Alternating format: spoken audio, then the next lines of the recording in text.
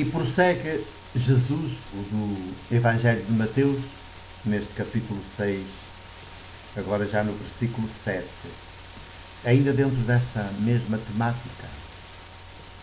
Diz, e numa linguagem século I, nas vossas orações, e numa tradução que não é a mais correta, porque tradutore, traditore, o tradutor é sempre um traidor, e sobretudo se não estiver em sintonia com o espírito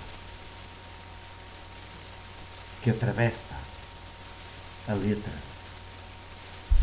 traduz a letra, e isso é uma perversão, é uma traição, acaba a dizer o contrário, porque só o espírito vivifica, a letra mata. Nas vossas orações, aceitemos como ponto de partida assim esta tradução.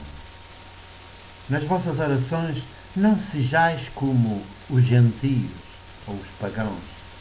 Na linguagem judaica eram os não-judeus. Todos os não-judeus. Todos os povos não-judeus eram pagãos, gentios, porque não conheciam a lei de Moisés, de Deus. Não frequentavam a sinagoga. Não eram hipócritas, como lá.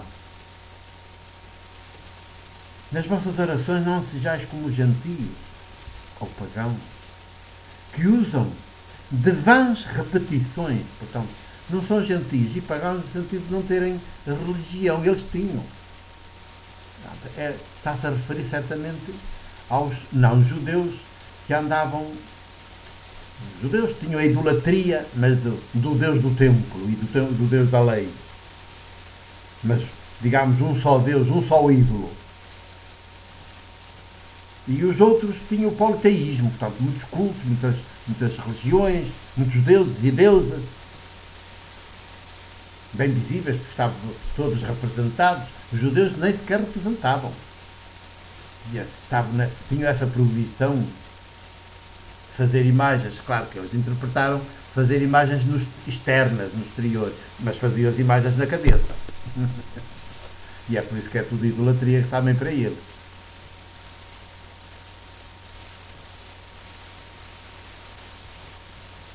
É os gentios que também tinham religião, sabe? Porque os povos, desde o princípio, sempre tiveram religião. Os sacerdotes inventaram o Deus ídolo e logo, se há um Deus ídolo, um ou vários e várias, tem de haver cerimónias, tem de haver rituais, tem de haver cultos para ir ao encontro desse Deus ídolo, tentar ganhar os seus favores e afastar os seus castigos. A religião é toda perversa, é evidente. Porque é uma invenção dos seres humanos. É uma espécie de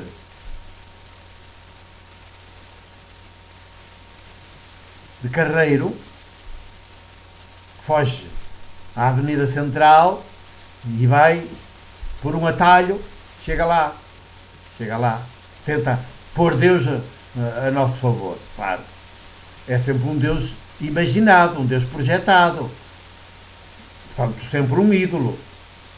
A religião é uma invenção, é talvez a invenção mais perversa dos seres humanos, porque depois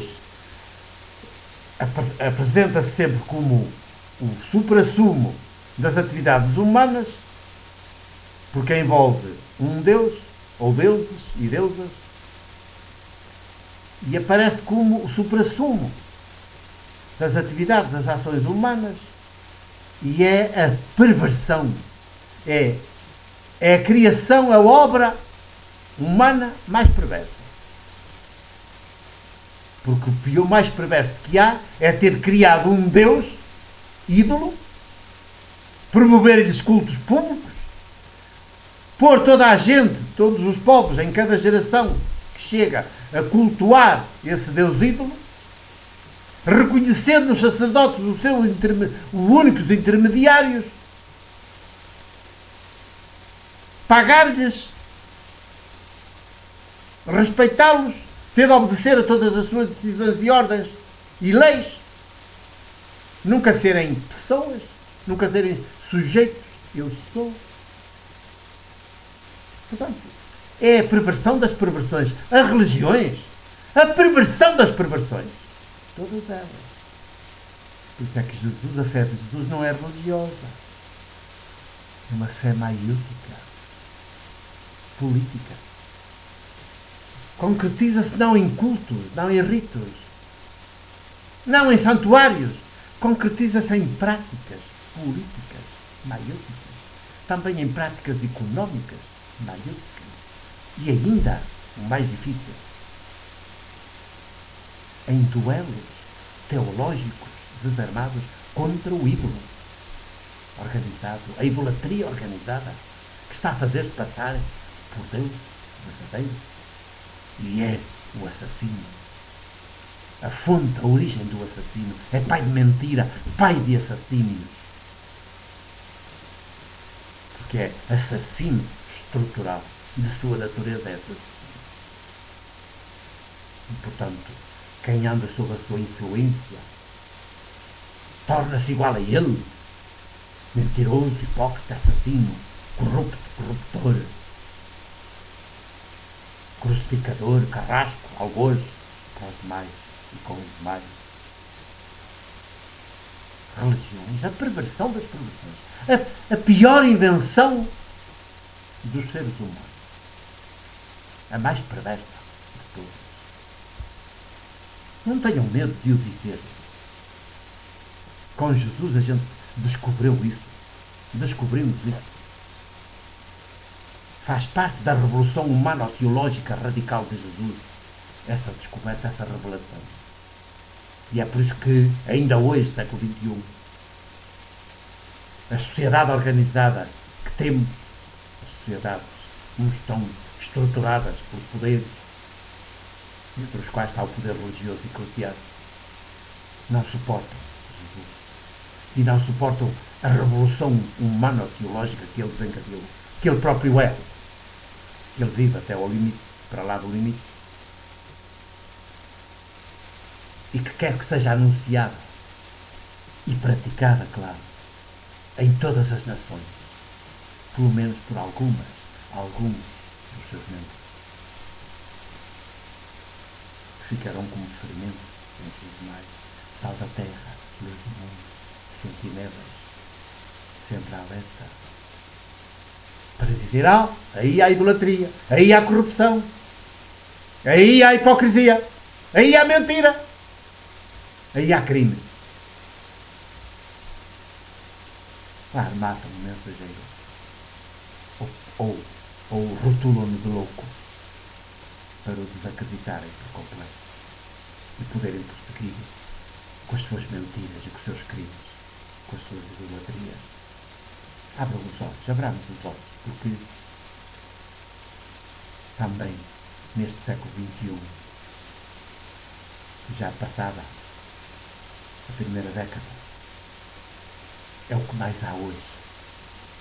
São desses agentes muito piores, muito mais perversos, muito mais sofisticados que os que faziam isso a Jesus no seu pequeno país, porque hoje os meios são muito mais sofisticados e por isso também atingem resultados muito mais tremendos. Os estragos são maiores, destroem por completo o mensageiro